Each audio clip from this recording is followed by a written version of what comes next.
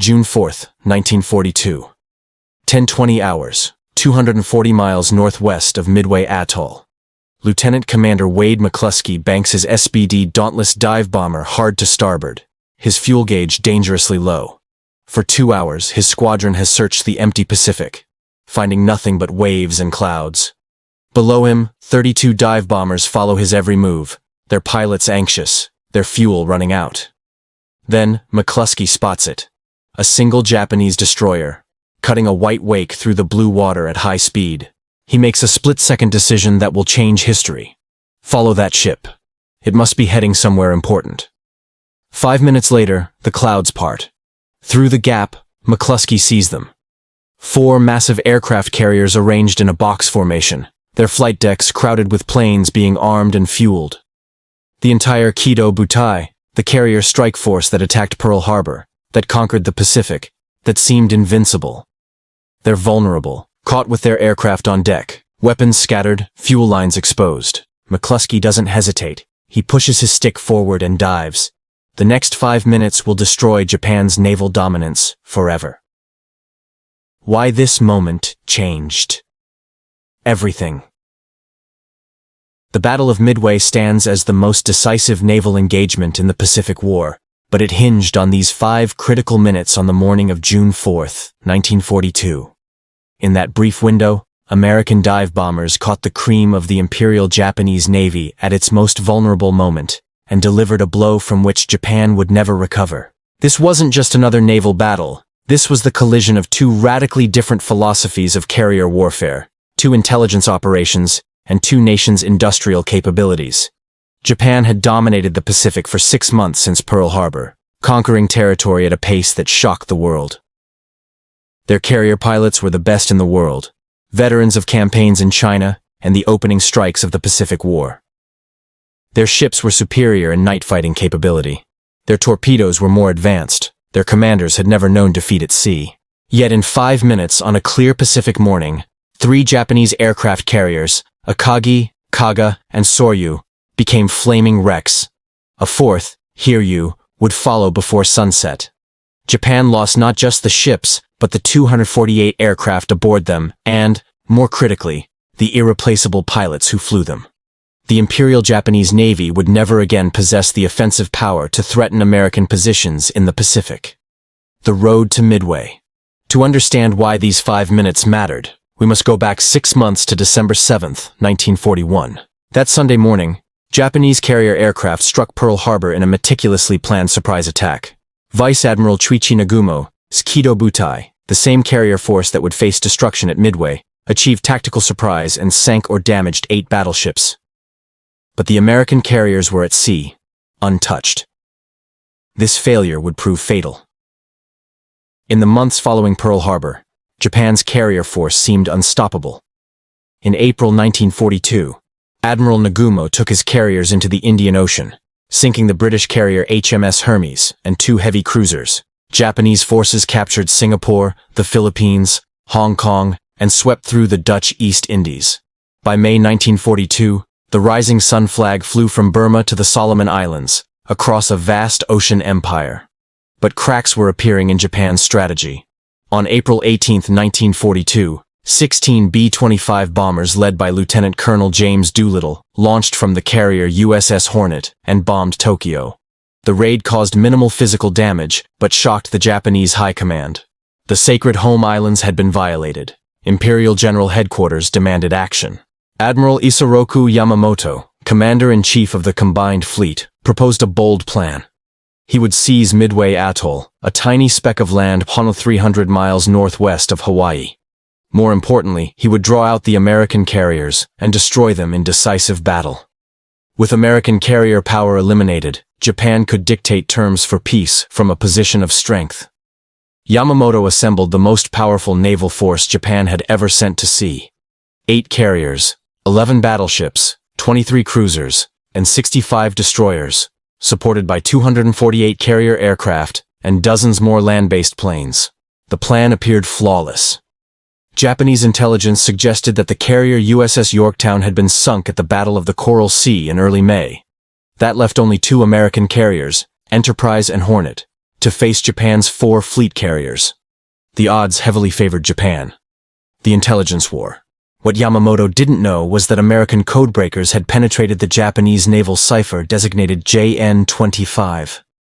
At the basement headquarters of Station Hypo in Pearl Harbor, Commander Joseph Rochefort and his team of cryptanalysts worked around the clock, piecing together fragments of intercepted messages. By late May, they had identified the Japanese target, a location designated AF in Japanese communications. To confirm AF meant Midway, Rochefort orchestrated a brilliant deception. He had Midway send an uncoded message reporting that their freshwater distillation plant had broken down. Within days, Japanese intelligence transmitted a message noting that AF was short of fresh water. Rochefort now knew with certainty where and approximately when the Japanese would strike. Admiral Chester Nimitz, Commander-in-Chief of the Pacific Fleet, prepared his ambush. Despite the intelligence windfall, the Americans faced daunting odds. They had only 3 carriers: Enterprise, Hornet, and Yorktown. The latter had indeed been damaged at Coral Sea, with a bomb penetrating her flight deck. Navy engineers said repairs would take 3 months. Nimitz gave them 3 days. Working around the clock at Pearl Harbor's dry dock, civilian workers and Navy crews performed what should have been impossible, patching Yorktown's hull and flight deck with concrete and steel plates. On May 30th, she sailed to join Enterprise and Hornet. Rear Admiral Frank Jack Fletcher commanded Task Force 17 from Yorktown. Rear Admiral Raymond Spruance commanded Task Force 16 with Enterprise and Hornet. Spruance, a cruiser specialist thrust into carrier command after Admiral William Halsey fell ill with shingles, would prove to be exactly the right man at the right moment. Cautious where boldness would have been fatal. Aggressive when opportunity appeared. The American carriers took station northeast of Midway on June 2nd, hidden by weather fronts, waiting. They knew the Japanese were coming. The Japanese had no idea the Americans were there. On June 4th at 0430 hours, Japanese bombers and fighters launched from their carriers to strike Midway's airfield. The Americans had launched everything that could fly from Midway itself: torpedo bombers, dive bombers, even lumbering PBY Catalina flying boats armed with torpedoes. Most would not return. The Japanese strike force, led by Lieutenant Joichi Tominaga, bombed Midway's facilities, but failed to knock out the runways. Tominaga radioed back. There is need for a second attack. This message set in motion the fatal sequence of events. Admiral Nagumo faced a dilemma. His doctrine called for keeping half his aircraft armed with torpedoes and armor-piercing bombs for striking enemy ships. But Tominaga was calling for another land attack, which required fragmentation bombs and incendiaries. Nagumo made his decision. At 0715, he ordered his reserve aircraft rearmed for a second strike on Midway. His crews immediately began the laborious work of removing torpedoes and armor-piercing bombs, wheeling out fragmentation bombs and incendiaries, and preparing aircraft for launch. Fuel lines snaked across the hangar decks. Ordnance lay scattered. The carriers were at their most vulnerable. Then, at 0728, the scout plane from the cruiser Tone, launched late due to mechanical problems, sent the message that changed everything. Sight what appears to be 10 enemy surface ships, bearing 010 degrees, distance 240 miles from Midway. Ships. Nagumo had not expected American ships. His intelligence had promised only 2 carriers, probably still at Pearl Harbor. Now he faced the possibility of an American carrier force. At 0745, he ordered work stopped on rearming. Change back to torpedoes and armor-piercing bombs. But the damage was done. His flight decks were cluttered. His aircraft couldn't launch. His carriers had to recover the Midway strike force first. This was the window McClusky would find at 10:20 hours. 5 minutes of absolute chaos. 5 minutes that would determine the Pacific War. The dive bombers strike. The Douglas SBD Dauntless dive bomber represented the pinnacle of American naval aviation development when it entered service with the United States Navy in 1940. This aircraft carried a 2-man crew consisting of a pilot in the forward cockpit and a radio man gunner in the rear position facing backward. The Dauntless could deliver a single 1,000-pound armor-piercing bomb or one 500-pound bomb plus 2 100-pound bombs under the wings. Maximum speed reached 255 miles per hour at 14,000 feet altitude, while cruising speed settled at 185 miles per hour for extended range operations. Combat radius extended to 250 miles with a full bomb load, while ferry range without bombs reached 11-15 miles with standard internal fuel. The aircraft weighed 6,404 pounds empty and 10,400 pounds at maximum takeoff weight when fully loaded with fuel, ammunition, and ordnance for combat. Douglas Aircraft Company produced 5936 units between 1940 and 1944, making this the most extensively manufactured American dive bomber of the entire war. Wingspan measured 41 feet 6 inches, while overall length reached 33 feet, and height stood at 13 feet 7 inches to the top of the tail. Armament included 2 forward-firing 50 caliber machine guns mounted in the engine cowling, and 2 flexible 30 caliber guns in the rear cockpit. The dive brake system represented the most critical feature, allowing pilots to maintain controlled dives at angles up to 70 degrees without excessive speed buildup. Perforated split flaps deployed from the trailing edges of the wings and created massive drag that kept diving speed below 250 miles per hour during attack runs. This speed control allowed pilots to aim precisely at targets and gave them time to line up attacks even against moving ships taking evasive action. Japanese carriers possessed minimal armor protection with flight decks constructed of wood planking over steel framework that could not withstand direct bomb hits. The Akagi carried flight deck armor only 3.8 centimeters thick, while hangar deck protection measured just 2.5 centimeters, compared to later American designs with armored decks. American armor-piercing bombs weighing 1,000 pounds could penetrate these thin decks and detonate inside hangars filled with fueled and armed aircraft ready for launch. The morning search. Lieutenant Commander Wade McClusky launched from the carrier USS Enterprise at 07:06 hours on June 4th, with 33 SBD Dauntless dive bombers under his command. His orders directed him to fly southwest to intercept the Japanese carrier force at a position calculated from earlier scouting reports and radio intercepts. Enterprise Air Group Commander McClusky had earned his naval aviator wings in 1929 and accumulated over 3,000 flight hours in various Navy aircraft types. The strike force climbed to 19,000 feet and set course for the expected Japanese position, some 155 miles distant from the American carrier force. Weather conditions provided excellent visibility with scattered clouds at 2,500 feet and unlimited ceiling above, allowing clear observation of the ocean surface far below. At 09:20 hours, McClusky reached the calculated intercept point and found nothing but empty ocean stretching to the horizon in every direction available. His fuel gauges showed consumption rates that would allow perhaps 30 more minutes of searching before the entire squadron faced ditching in the ocean. Radio discipline prevented him from calling Enterprise for updated position information, because transmissions would reveal American carrier locations to Japanese radio direction finders. McClusky made a command decision based on his understanding of carrier doctrine and his assessment of probable Japanese movements after bombing Midway that morning. He reasoned that Japanese carriers would retire northwest after launching their strike and would not remain stationary waiting for American counterattacks to develop. At 09:55 hours, he turned his formation north and began an expanding square search pattern designed to cover maximum ocean area with minimum fuel. The critical sighting. At 1005 hours, McClusky spotted a lone Japanese destroyer cutting a prominent white wake through the calm Pacific waters at high speed heading northeast. The vessel was the destroyer Arashi, which had been detached from the main carrier force to depth charge an American submarine contact hours earlier. Arashi was now rushing to rejoin the carrier formation, and her course pointed directly toward the location of the 4 Japanese carriers steaming into wind. McClusky understood immediately that this destroyer was not patrolling randomly, but returning to her parent force after completing an assigned mission somewhere behind her.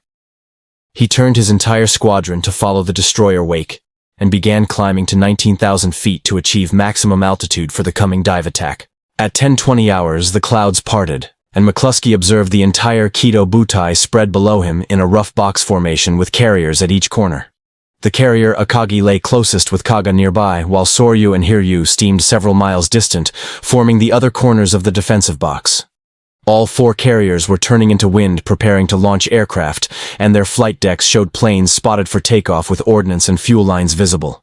Lieutenant Commander Maxwell Leslie led 17 dive bombers from USS Yorktown, arriving at almost the same moment from a different direction after his own fuel-exhausting search. The timing was not coordination, but pure fortune, as both American squadrons found the Japanese carriers within minutes of each other after independent searches. The attack begins. McClusky split his force, sending one squadron against Kaga, and leading his own squadron in a dive on Akagi at precisely 10:22 hours local time. He pushed his control stick forward, and his Dauntless nosed over into a 70-degree dive angle, with split flaps deploying to control his descent rate. Airspeed built rapidly as his bomber plunged through 15,000 feet, with the carrier Akagi growing larger in his bomb sight every second of the screaming dive. Japanese anti-aircraft fire filled the sky with black bursts of exploding shells, but the dive bombers fell so fast that gunners could not track them. Zero fighters patrolling high above had all been drawn down to low altitude by earlier torpedo bomber attacks, and could not climb fast enough to intercept. McClusky centered his bomb sight on Akagi amidships near the island structure, and released his 1,000-pound bomb at 1,800 feet before pulling out violently. His bomb missed, but the next pilot, Lieutenant Richard Best, scored a direct hit that penetrated the flight deck just behind the midship elevator structure. The armor-piercing bomb detonated in the upper hangar deck among 18 armed and fueled aircraft spotted for the next launch cycle waiting their turn. Burning aviation gasoline spread instantly across the hangar deck, while secondary explosions from aircraft ordnance turned the interior into an inferno within 90 seconds. A second bomb struck Akagi near the port side aft and penetrated to the lower hangar deck where more fueled aircraft stood ready for launch.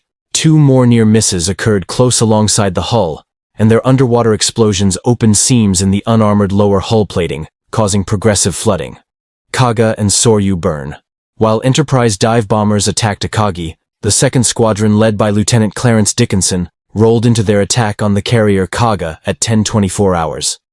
Kaga presented a larger target than Akagi, with her 812-foot flight deck and displacement of 38,200 tons, making her the biggest carrier present that morning. The first bomb struck near the forward elevator and penetrated through the flight deck into the hangar where 30 aircraft stood fully armed and fueled. A second bomb hit amidships directly on the flight deck, and its detonation ignited gasoline from ruptured fuel lines feeding aircraft being prepared for launch. A third and fourth bomb struck aft near the island superstructure, and these explosions destroyed the bridge area, killing most of the senior officers immediately. Fires spread so rapidly that damage control parties could not contain them because ruptured water mains prevented effective firefighting below the hangar deck level. Lieutenant Commander Maxwell Leslie led Yorktown dive bombers against Soryu, beginning their attack run from 14,500 feet at 10:25 hours, just 3 minutes later. Three 1,000-pound bombs struck Soryu in rapid succession, with all three penetrating the flight deck and detonating in the cramped hangar spaces below. Soryu carried 63 aircraft at the moment of attack, and nearly all were armed with torpedoes or bombs and fueled for immediate launch operations. The combination of aviation gasoline ordnance and oxygen-fed fires created temperatures exceeding 1,800 degrees Fahrenheit that melted steel bulkheads and buckled deck plating. 5 minutes of devastation. The entire attack from McClusky first diving at 10:22 until the last Yorktown bomber pulled out at 10:27 consumed exactly 5 minutes of clock time. In those 5 minutes, American dive bombers delivered 14 direct hits on 3 Japanese carriers and left all 3 burning out of control and dead in the water. Akagi reported fires out of control at 10:30 hours, and Captain Taijiro Aoki ordered abandoned ship at 19:15 hours, after all firefighting efforts completely failed. Kaga suffered 4 direct bomb hits plus numerous near misses, and her captain ordered abandoned ship at 16:40 hours, when magazines began exploding from uncontrolled fires. Soryu took 3 bombs in her midsection, and Captain Ryusaku Yanagimoto refused to abandon ship, choosing to go down with his vessel at 19:13 hours. None of the 3 carriers could launch or recover aircraft after the attack, and all 3 sank within 24 hours, taking 1060 officers and men down. The 4th carrier, Hiryu, escaped, because she was steaming several miles away from the other 3, and American pilots did not spot her initially. Hiryu launched a counterattack that damaged Yorktown severely, but American dive bombers found Hiryu at 1700 hours and delivered 4 direct bomb hits that doomed her. Admiral Yamamoto received reports of the disaster at 10:50 hours, while his battleship force steamed 300 miles behind the carrier force too distant to intervene. He immediately ordered a general withdrawal, but could not save the 4 carriers that represented the core of Japanese naval aviation power in the Pacific theater. Japan lost 248 carrier aircraft in the battle, plus another 3 float planes, and the total aircraft losses reached 251 machines destroyed or abandoned when carriers sank. American losses totaled 150 aircraft, including many obsolete types launched from Midway that were shot down during ineffective attacks earlier that morning before the dive bombers arrived. The Japanese perspective and aftermath. Admiral Chuichi Nagumo commanded the Kido Butai from the bridge of the carrier Akagi and watched his entire carrier force burn in disbelief. Nagumo had led the Pearl Harbor attack 6 months earlier, and his carrier force had conquered the Pacific without suffering a single ship loss. He graduated from the Imperial Japanese Naval Academy in 1908 and specialized in torpedo warfare and destroyer operations before transitioning to carrier command in 1941. His reputation rested on caution and methodical planning rather than bold improvisation, and these traits served him poorly during the chaotic morning at Midway. The fatal decision to rearm his reserve aircraft for a second Midway strike at 07:15 hours left his carriers vulnerable when American ships appeared. Japanese doctrine emphasized offensive power over defensive preparation, and carriers possessed minimal damage control equipment compared to American designs with extensive firefighting systems. Akagi carried only 8 portable fire pumps and 12 fire hoses for a ship displacing 36,500 tons with extensive hangar spaces filled with aviation fuel. American carriers of similar size carried 40 to 50 fire pumps plus extensive sprinkler systems and fog foam generators throughout hangar and machinery spaces. The crew training also differed dramatically, as American damage control became a primary duty for all sailors, while Japanese crews received minimal firefighting instruction. When bombs struck Akagi at 10:24 hours, the damage control parties found themselves overwhelmed within minutes, as fires spread faster than they could contain them. Ruptured aviation fuel lines pumped thousands of gallons of high-octane gasoline into the hangar deck, creating an inferno that reached 2,000 degrees Fahrenheit instantly. Nagumo refused to leave the bridge even as fires spread to the island structure, and staff officers finally forced him into a rope ladder evacuation. He transferred his flag to the light cruiser Nagara at 10:46 hours and watched Akagi burn from her deck while considering whether to commit ritual suicide. The Japanese carrier doctrine. The Imperial Japanese Navy developed carrier aviation around offensive striking power and crew quality, rather than defensive resilience and industrial replacement capacity over time. Japanese naval aviators trained for 18 to 24 months before assignment to fleet carriers compared to American pilots, who completed training in 12 to 15 months. This extended training produced superior pilots in 1941 and 1942, but Japan could not replace losses quickly because the training pipeline was too slow. At Midway, Japan lost 110 veteran pilots killed or drowned when their carriers sank, and these men represented thousands of hours of irreplaceable training and experience.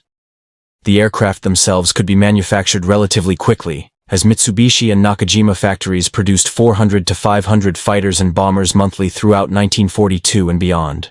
But pilots required years to develop, and Japan possessed no reserve training program to rapidly expand aircrew numbers when combat losses exceeded replacement rates.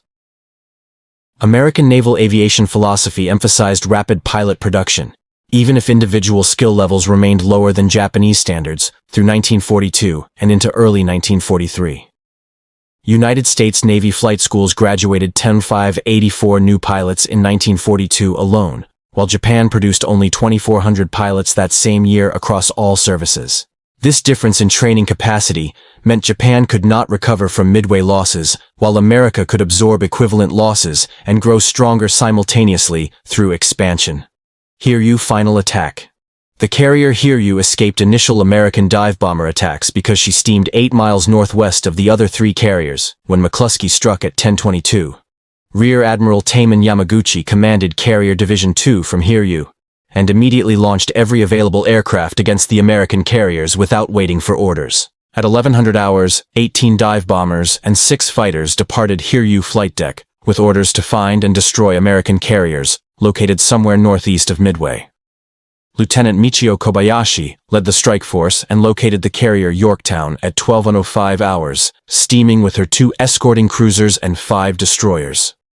The Japanese dive bombers pushed over into attack at 12:10 hours and delivered 3 bomb hits on Yorktown despite intense anti-aircraft fire from escorts. One bomb penetrated the flight deck and exploded in the forward uptakes, killing or injuring boiler room crews and extinguishing fires in 5 of 6 boilers.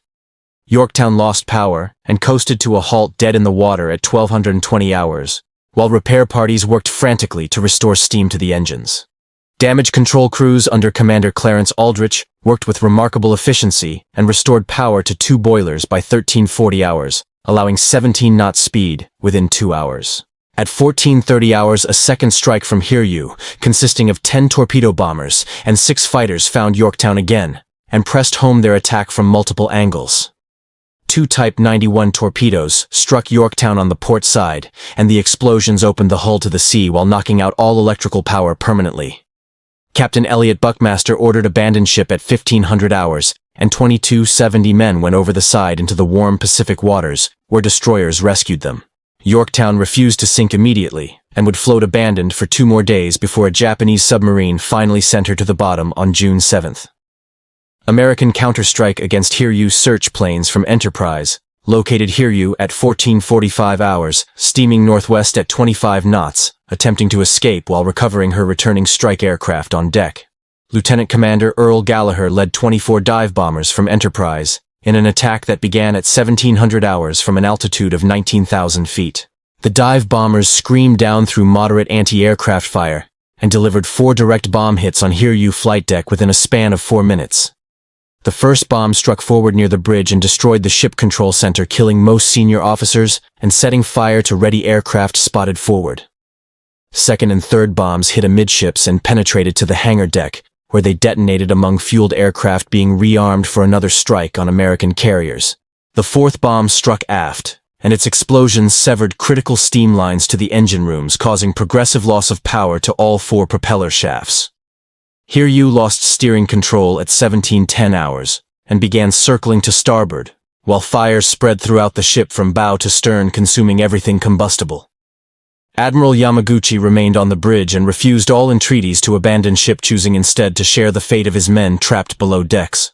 At 0230 hours on June 5th, Captain Tomio Kaku ordered abandon ship, and 1,500 men went over the side, while Yamaguchi and Kaku remained aboard to die. Japanese destroyers fired torpedoes into Hiryu hull at 0510 hours, and she rolled over and sank at 0900 hours, taking 416 officers and men down with her. The strategic implications: Japan entered the battle with 248 carrier aircraft embarked across 4 fleet carriers, plus extensive reserves available from land bases throughout the Pacific Theater area. After Midway, Japan retained only 35 operational carrier aircraft that escaped aboard the light carriers Zuiho and Hosho, which did not participate in the main battle. The 4 sunken fleet carriers represented 40% of Japan total carrier tonnage, and could not be replaced quickly given shipyard capacity and construction timelines. Akagi required 5 years to build from 1920 to 1925, and Kaga took 4 years from 1921 to 1925, showing the immense time investment needed. The newer Soryu required 3 years construction time from 1934 to 1937, while Hiryu needed 4 years from 1936 to 1939 for completion and trials. Japan had 3 carriers under construction in June 1942, but none would enter service before 1944, leaving a critical gap in carrier striking power. American shipyards had 10 Essex-class fleet carriers under construction in June 1942, with the first scheduled for completion in December 1942, just 6 months distant. The industrial capacity difference meant America could replace Yorktown with 2 or 3 new carriers, while Japan struggled to replace any of its 4 sunken flat tops. Japanese offensive operations in the Pacific ended permanently after Midway, as the combined fleet lacked sufficient carrier power to support major amphibious operations against defended positions. The planned invasion of New Caledonia, Fiji, and Samoa, designated Operation FS, was cancelled in July 1942, due to insufficient naval aviation assets available for support. Admiral Yamamoto withdrew to Truk Lagoon and spent the next 6 months rebuilding carrier air groups, while American forces landed at Guadalcanal in August 1942. Japan never regained the strategic initiative and fought defensively for the remainder of the war as American industrial power produced overwhelming numbers of ships and aircraft. The Battle of Midway cost Japan 357 officers and men killed, including 110 irreplaceable veteran pilots, whose skills took years to develop and could never be recovered. American casualties totaled 307 killed, including 92 aircrew lost during attacks on the Japanese carriers, and 247 men who went down with Yorktown when torpedoed. Legacy and the path to victory. The Battle of Midway fundamentally altered the strategic balance in the Pacific theater and established the framework for American offensive operations that would continue until 1945. Admiral Chester Nimitz recognized immediately that Midway represented a turning point and began planning offensive operations against Japanese positions in the Solomon Islands within weeks. On August 7, 1942, the 1st Marine Division landed on Guadalcanal, beginning a 6-month campaign that would drain Japanese naval and air strength catastrophically. Japan committed both remaining fleet carriers Shokaku and Zuikaku to the Guadalcanal campaign, and lost 90% of their embarked air groups by February 1943. The attrition of trained carrier pilots that began at Midway continued through the Solomon Islands battles until Japan possessed carriers but lacked qualified aircrew to fly. By mid-1943, the Imperial Japanese Navy had 7 operational carriers, but could muster barely 200 trained pilots compared to 400 needed for full air groups. American naval aviation expanded exponentially as new Essex-class carriers joined the fleet at a rate of 1 per month starting in December 1942, with commissioning. USS Essex entered service December 31, 1942, followed by Lexington in February, Yorktown in April, and Intrepid in August, demonstrating the industrial production pace achieved. Each Essex-class carrier displaced 27 100 tons, and embarked 90 to 100 aircraft, representing more striking power than entire Japanese carrier divisions possessed after Midway losses. The 9 Essex-class carriers commissioned in 1943 alone gave America more carrier tonnage than Japan possessed in its entire navy at the start of the war. The dive bomber legacy. The SBD Dauntless that won at Midway continued as the primary American dive bomber through 1943, and participated in every major Pacific carrier battle thereafter. Douglas produced 2,409 additional Dauntless aircraft in 1943, bringing total production to over 5,900 units, before manufacturing ended in July 1944 when replaced by newer types. SBD squadrons sank the carrier Ryujo at the Battle of the Eastern Solomons in August 1942, demonstrating again the effectiveness of dive bombing against carriers.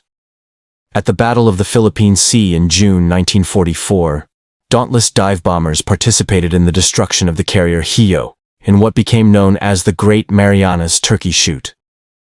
The aircraft served throughout the Pacific War, and logged more combat missions than any other American dive bomber despite being considered obsolete by European theater standards. Dauntless crews sank more enemy shipping tonnage than any other Allied aircraft type in the Pacific, with confirmed sinkings exceeding 300,000 tons of Japanese vessels destroyed. The success at Midway validated American dive bombing doctrine and established the dive bomber as the primary ship-killing weapon until late war when fighters carried bombs. The human cost Lieutenant Commander Wade McClusky survived the Battle of Midway and returned to combat operations, but sustained wounds during the Battle of the Santa Cruz Islands in October. He received the Navy Cross for his leadership at Midway, and the Distinguished Flying Cross for actions at Santa Cruz before rotating to training duties stateside. McClusky retired from the Navy in 1956 as a Rear Admiral, and died in 1976 at age 74, having witnessed the complete transformation of naval aviation. Lieutenant Richard Best, who scored the critical hit on Akagi, breathed caustic soda fumes from his faulty oxygen system during the dive, and developed tuberculosis from lung damage. Best never flew combat again, and spent 18 months in hospitals recovering from tuberculosis before medical retirement in 1944, with permanent disability from the lung injury. He survived until 2001, living to age 91, and witnessed the Cold War carrier navy that his actions at Midway made possible through Japanese defeat.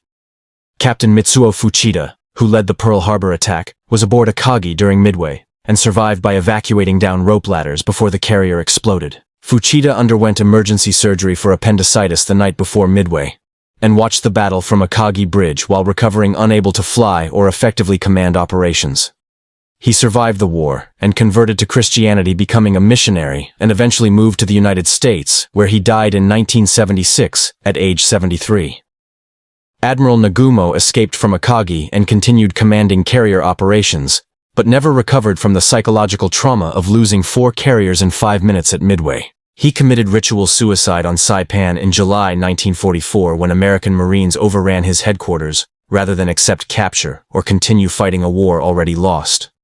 Admiral Yamamoto, who planned the Midway operation, continued as combined fleet commander, but grew increasingly pessimistic about Japanese chances as American power grew throughout 1942. American codebreakers intercepted his travel itinerary in April 1943, and Army Air Force P-38 fighters ambushed his transport over Bougainville, killing him instantly on April 18. The turning tide. American carrier strength grew from 3 carriers at Midway to 15 fleet carriers and 9 light carriers by the end of 1943, representing overwhelming numerical superiority. Japan commissioned only 3 carriers in 1943, with Taiho Unru and Amagi entering service, but lacking adequate air groups or trained pilots to operate effectively from them. The carrier Taiho represented Japan's most advanced design with armored flight deck and improved damage control, but she carried only 53 aircraft compared to 90 on Essex. At the Battle of the Philippine Sea in June 1944, Japan launched 373 carrier aircraft against American forces, and lost 315 shot down in one afternoon. American pilots called the battle the Great Marianas Turkey Shoot, because Japanese aviators lacked training and experience to compete with American pilots flying superior aircraft. Japan lost 3 carriers at Philippine Sea, including the new Taiho plus 445 carrier aircraft and 433 trained aircrew, who could never be replaced given training limitations. The pattern established at Midway repeated at Philippine Sea as Japanese carriers proved vulnerable, and Japanese aircrew proved inadequate against numerically superior and better trained opponents. By October 1944, Japan possessed 9 operational carriers, but could muster only 108 aircraft total, across all ships compared to over 1,000 American carrier aircraft.